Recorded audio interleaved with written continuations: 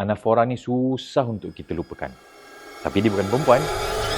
Anafora ni adalah pengulangan frasa di hadapan ayat. Maksudnya kita gunakan perkataan itu secara berulang-ulang dan ada 3 impak utama, dan impak yang ketiga sangat saya suka, especially dalam ucapan tuan dan puan. So anafora ni apa dia? Jom kita tonton video ni. Okey, tuan dan puan, saya sangat percaya energi kita akan menentukan fokus kita, setuju?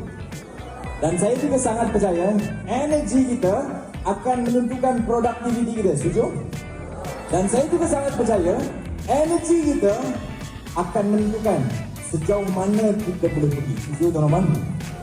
Dan saya juga sangat percaya tuan-tuan, bila kita sebut tentang energi ni kan tuan-tuan, energi ni juga akan menentukan income kita, setuju?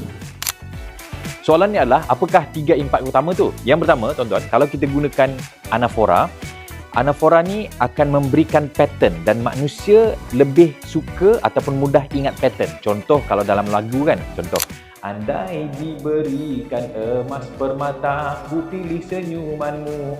Andai ku punya imah ligai indah. So andai tu adalah anafora. Itu yang pertama. Yang kedua, tuan-tuan, anafora ni dia akan create momentum. So kalau kita sebut sekali saja, takut-takut momentum tu tak sampai lagi. So kalau kita gunakan anafora, dia memberikan momentum kepada ucapan tuan dan puan. Dan yang ketiga adalah dia memberikan satu yang saya panggil sebagai embedded message. So kita boleh embed message dalam ucapan kita. Contohnya, mungkin kita nak bagi harapan kepada audien kita. So, kita boleh menggunakan anafora. Contoh, saya sangat optimis. Kalau kita kerja sungguh-sungguh, insya-Allah kita boleh keluar daripada masalah ni.